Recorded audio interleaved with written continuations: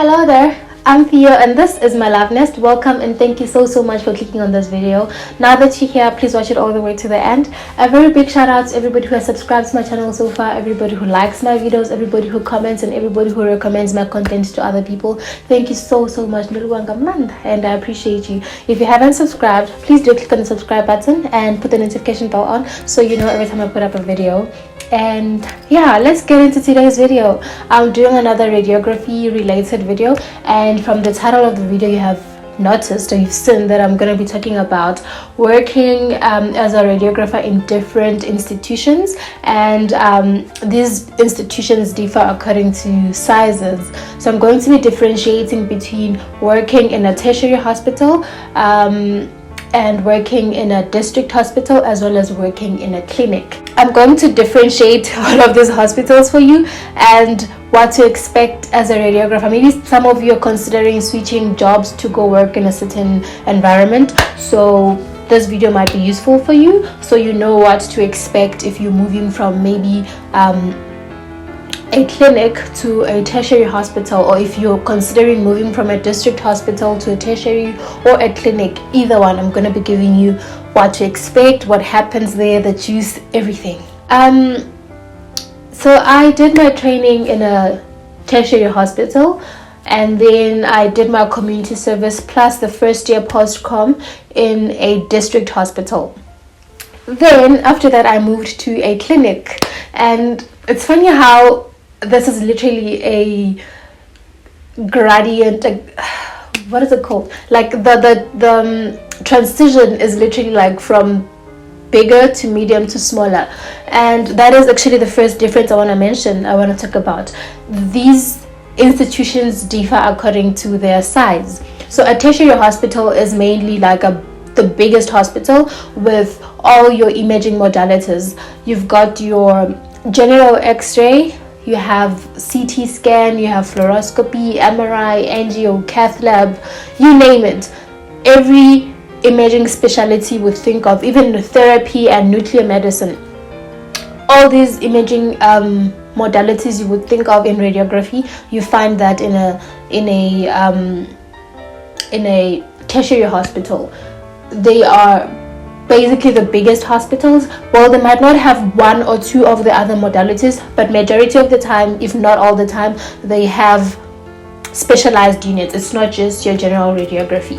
And then tertiary hospitals also have wards. You know, it's a typical hospital with a what do you call, ICU. You have your pediatrics, you have your neonatal ICUs, you have all these wards, you know, people with burns, TB units, maternity, everything. In a tertiary hospital, you have, it's literally the biggest hospital basically. So a district hospital will be like a smaller version of the tertiary hospital, wherein you'd still have your wards where patients can be admitted and stay in the hospital. And as far as radiography is concerned, you would find that I only have like one x-ray department. And in that x-ray department you'll probably have like 2 or 3 x-ray rooms, and maybe you'd also have a CT scanner, but usually they're not like that big compared to a tertiary hospital. Like I mentioned, tertiary hospitals have all these specialized units. A district hospital will only have one x-ray department with 2 or 3 imaging rooms and a CT scanner if they have the space and the budget and the capacity, but mostly it's just your general x-ray rooms. Then we move down to a clinic. A clinic is a much smaller institution where you would only have one x-ray room, and that x-ray room is mainly used for general, but not mainly used, it is for general. You only have general x-rays where you do x-rays for like emergency patients or for patients that come for their TB checkups. Well, basically a clinic is like the primary health center. It's the first place you'd go to for like your healthcare needs. So say for instance you've been coughing for 3 weeks, instead of you going straight to the big institutions, the clinic would be your first point of access. It's gonna be where you go. So clinic would have like the facilities to determine whether or not you need to go to the hospital. So they do you like a screening x-ray where you do like maybe just a chest x-ray, and then if they feel you need to go for a CT scan or anything related to that, then they can transfer you to a bigger institution. So clinics are more or less always very small with just one x-ray department. And then, like I mentioned, the second difference would be the services rendered in that hospital. Tertiary hospital, all your imaging needs, MRI, CT, angio, cath lab, general x-ray, fluoroscopy, everything, you'll find that in a tertiary hospital. And then you'd have a district hospital, which would have like your general x-ray rooms are guaranteed, and then you'd have either or of the following. You'd have maybe a mammography unit for the imaging of the breast, or you'd have a CT scan, or you would have maybe a fluoroscopy unit. But most of the time they mainly have a general x-ray room, but it's not just one room. You'd have like 2 or 3 rooms, and and then you have a clinic. A clinic, the smallest of them all, 1 x-ray unit, and if a patient comes and they require more, the patient will definitely be referred to either a tertiary or a district hospital, depending on the patient's needs. But usually it's just your normal x-rays, like, are you broken? We're gonna do an x-ray. Have you been coughing? We'll do an x-ray. Been experiencing abdominal pains, spinal pains, like clinics will offer you the first reference x-rays, like your general basic x-ray, like the x-ray you need to actually identify what the problem is. And then if you need further imaging, then you transfer the patient to a bigger institution. Then we have working hours, the differences in working hours. So a tertiary hospital and a district hospital will more or less work the same amount of hours, which is like 24 hours. They offer 24-hour services, and the radiographers, they would either work 8-hour shifts for during the day, and then you'd have night shift come for 12-hour shifts, or they do 12-hour day shift and 12 hours of night shift, and that's basically it. Then so your district and your what's the other one, tertiary hospital, will always give 24-hour services.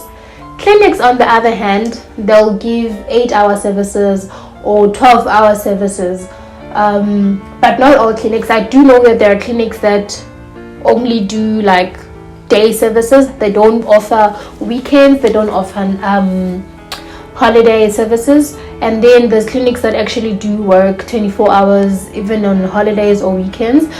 And I forgot to mention that in hospitals it's guaranteed.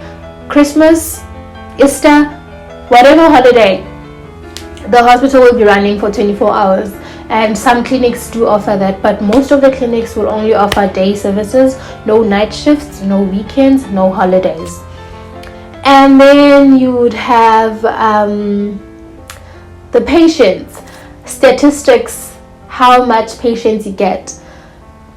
Tertiary hospitals are the busiest.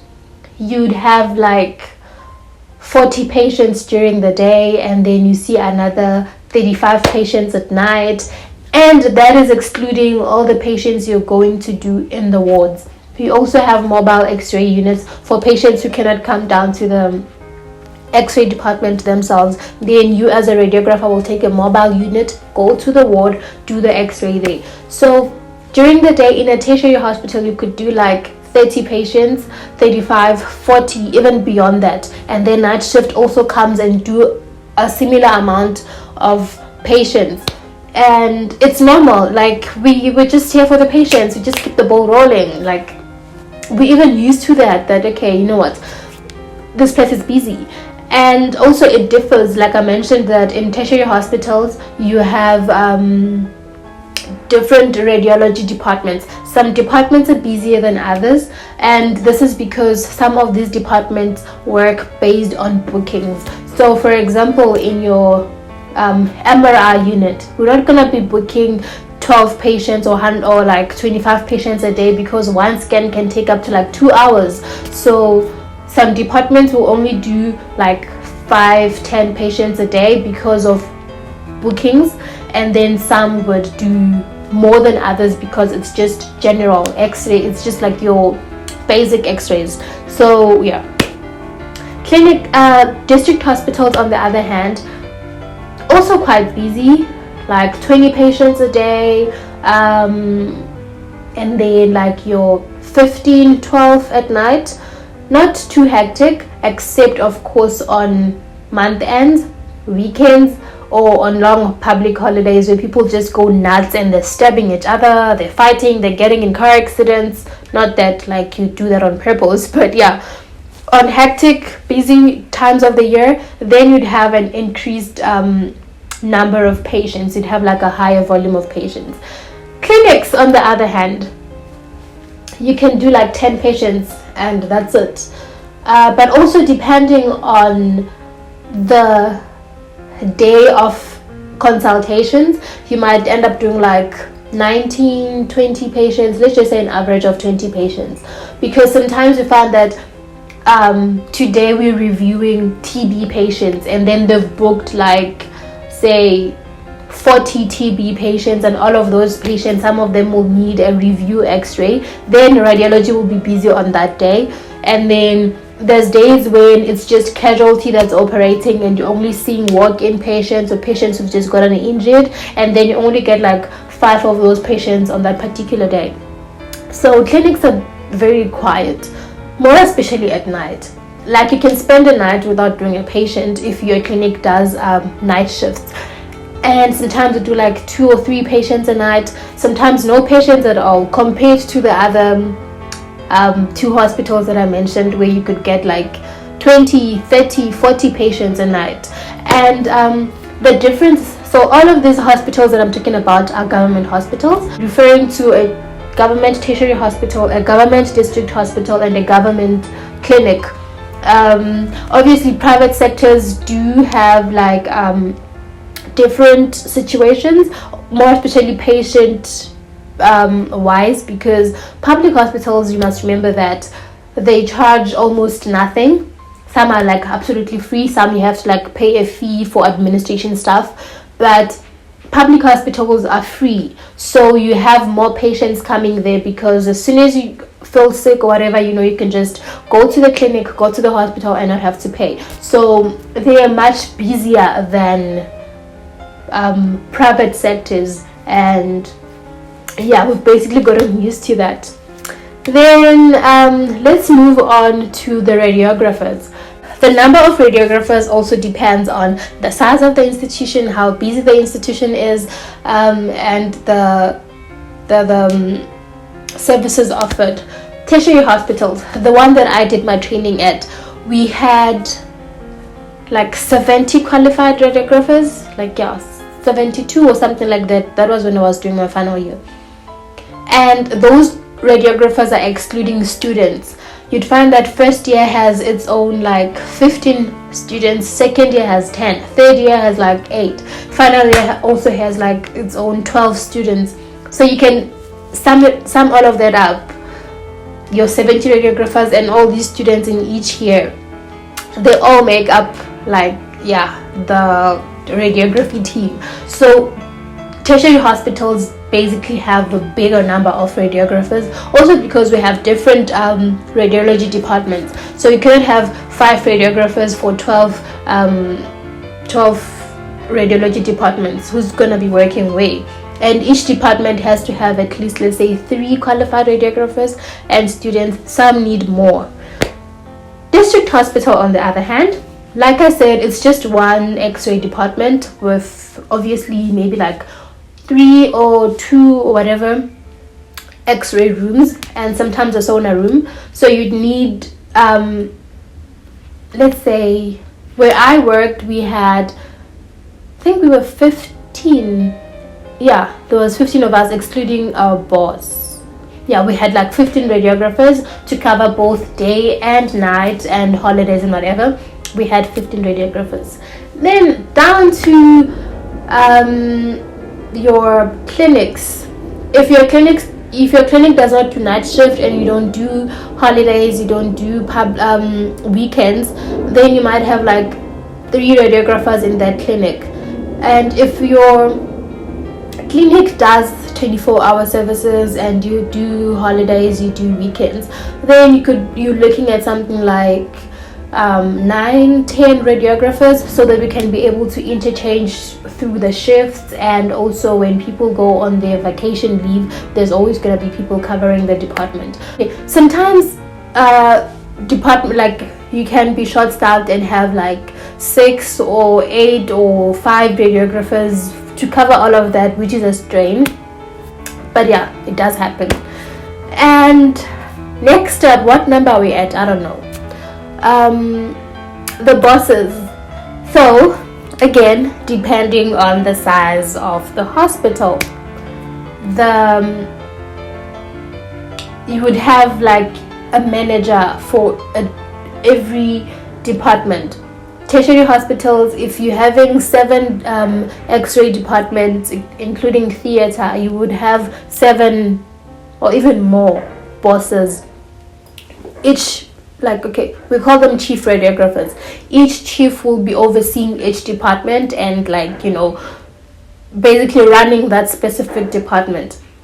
A district hospital is just one department. You only need 1 chief radiographer in that department. Same applies to the clinics. 1 x-ray department, you need 1 manager to manage that institution. So remember I mentioned that like the tertiary hospital would have like 70 radiographers. Those 70 radiographers include the chiefs. Some of the chiefs do get onto production work and do the patients, and some of them only want to focus on office work, which, yeah, whatever. And as far as bosses are concerned, can I just say, let me just put it out there, that male bosses are so far top tier. Like, male bosses are the best. Male bosses are only concerned about get the work done. I don't want to be called by the hospital management saying that there was nobody in x-rays. I don't want to be getting complaints from patients saying that your radiographers did this, or I waited for 3 hours for them to get my x-ray done. Like, do your job. And the only time you're going to be in the male boss's office is if you really messed up your job. I don't know, like something, if you're in your boss's office, it has to do with the patient. It has to do with you not doing your job. Female bosses, hey bro, hi bro. Female bosses are gonna call you to their office because you had your lunch at tea time. Like, you're gonna be there to explain why did you eat all your food during lunchtime. Like, ma'am, please, you know, like petty, small, simple things that have nothing to do with patients. Like, Theo, I've been watching you and I realized that you're always wearing black nail polish. So yeah, it's an issue. Like, what? You know, things like you wearing the same scrubs every day. Why is the color of your scrub so bright? Why are you always wearing makeup? Why? Like, you know, female bosses are, hey, they're always watching y'all, and it's not always patient related. Of course, sometimes it does get to be like patient related, but yeah, we're also gonna be discussing things like, why do you make tea at 4 p.m. when you're about to knock off? Like, what does that have to do with anything? But otherwise, yeah. Next up is the money. Do I get paid more because I work in a tertiary hospital compared to a radiographer that is working in a clinic? I mean, I'm doing like 45 patients a day and they're doing 12 patients. Obviously I should get more. Well, not quite. The salary for radiographers is the same. Okay, the package is the same, the entry level is the same. It differs according to grades. So you have a grade 1 radiographer, grade 2, and a grade 3. And how this happens is that if you've been a radiographer for between 1 to 9 years, you are a grade 1 radiographer. So you get like a grade 1 radiography salary. And then if you've been a radiographer for 10 to 19 years, I think, then you get a grade 2 salary and.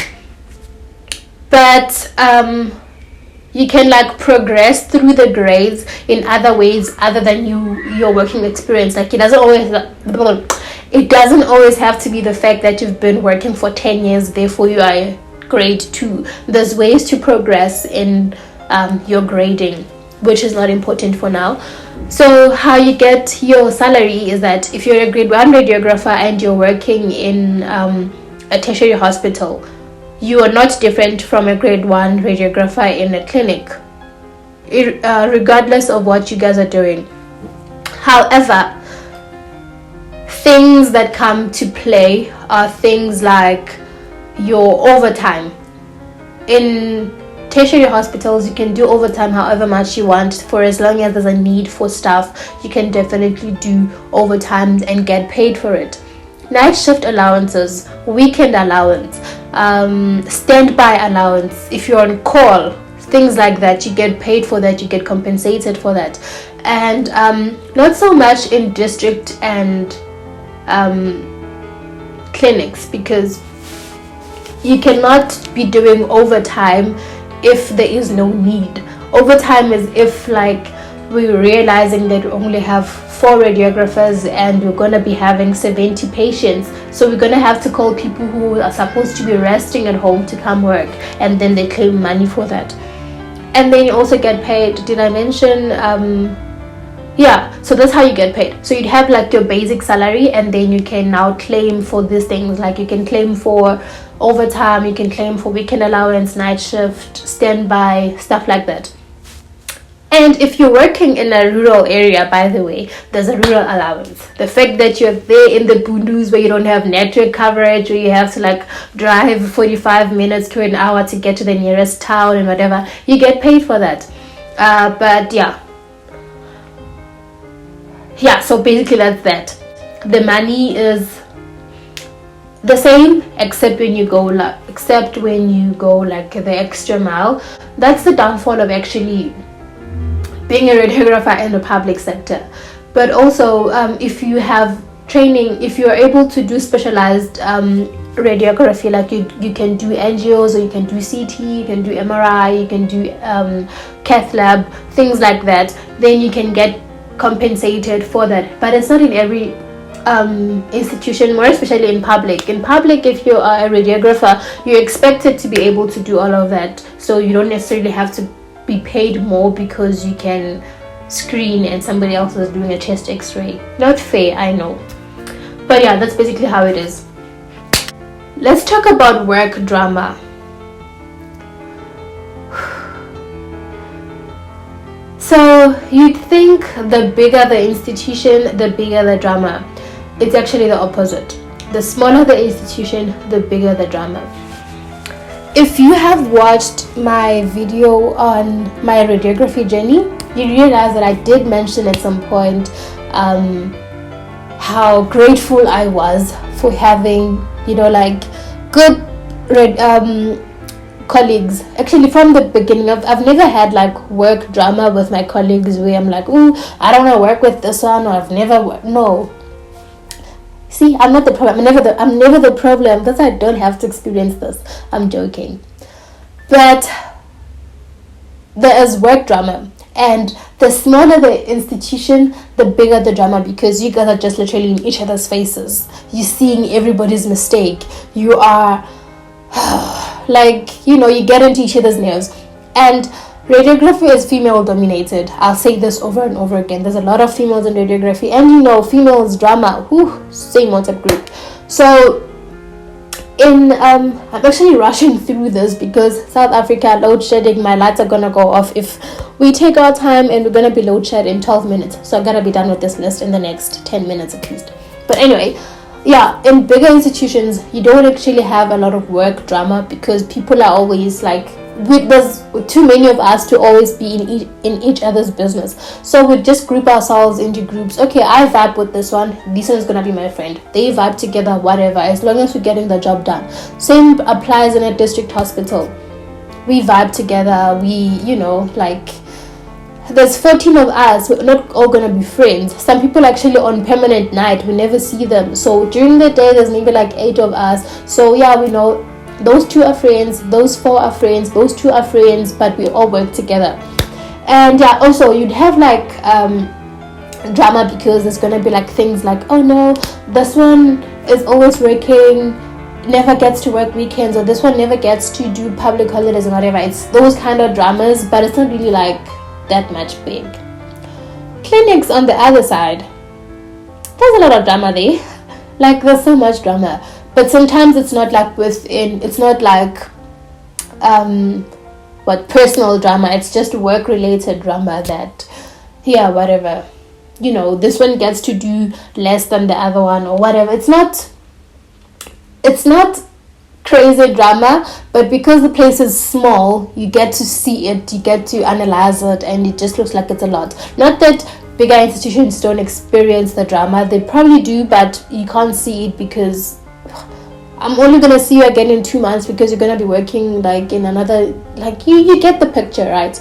Compared to when you're all in each other's faces. One of the things that bore me so much with working in a clinic is HR. Like, your human resource is not in the clinic. In district and in tertiary hospitals, you have like the admin offices where that's where your HR is. If you want to query your leave days, if you want to query your salary, whatever, like, if you need HR assistance, it's right in the building. You can just either set an appointment or just go, or if maybe they have consultation hours, you use the consultation hours to go see them, and whatever, it's done. In clinics, what is it called, the HR will be like in a building somewhere in town or wherever, and then the clinics, like, the HR manages all the clinics under the district, if I could put it like that. So if there's like 5 clinics in that district, all those clinics are under the same HR. So it wouldn't be fair to have the HR in clinic B. So now people from clinic E must move from their clinic to come, So HR is just secluded somewhere there. So for you to go, you actually have to take time off work to go to HR. You must set an appointment because you don't want to be driving all the way there and the person you want to see is not there, So HR issues bore me so much. And yeah, that's the difference. In hospitals, your HR is there, you can just walk in or set an appointment for the same day, whatever. It's easier there. And last but not least, which I feel like this is like the most important for all radiographers, is that your radiography skill gets tested or depends on where you're working. Like I said, bigger institutions, tertiary hospitals, they have specialized units. They have more complicated patient cases. So if, for example, a patient came for an x-ray of the spine and they're set to go to theater to get something fixed on the spine, which, by the way, a spine is a very it's a very fragile part of the body. Like, one thing goes wrong on the spine, you could be paralyzed.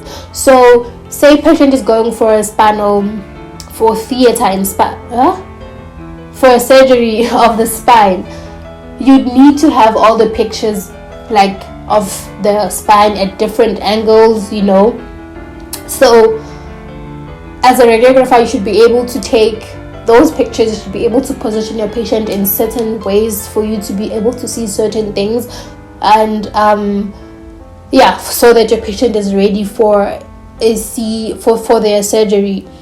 Or maybe they need more than just your x-rays. They need you to do the x-ray, like the general x-ray, and then you also need to do a specialized scan for that patient.